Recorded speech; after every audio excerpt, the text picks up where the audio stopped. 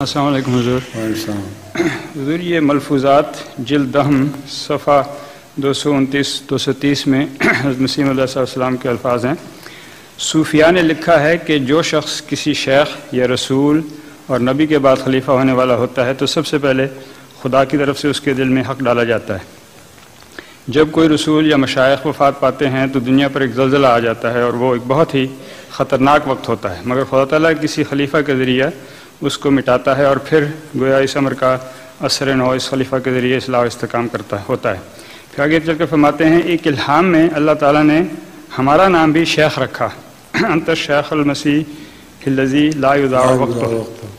تو یہ شیخ حضور کی تعریف شیخ یہ ہے، ایک تو شیخ ذات ہے نا، ہندوؤں سے جو مسلمان ہوتے ہیں ان کو، اور عربوں میں شیخ کا لفظ عزت کے لیے ہوتا ہے، اور بزرگ انسان کو شیخ کہتے ہیں، معزز انسان کو شیخ کہتے ہیں۔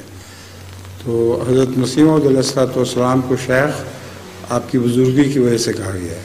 ٹھیک ہے، ٹھیک ہے جزاک اللہ۔ اور لا یضاع وقت ہو تو واحد واضح ہے، اتنا کام کیا آدمی کہ اپنے کے اکیلے کہ حیران رہ جاتا ہے۔ بعض لوگ تو 100 زندگیوں میں بھی اتنا کام نہیں کرتے۔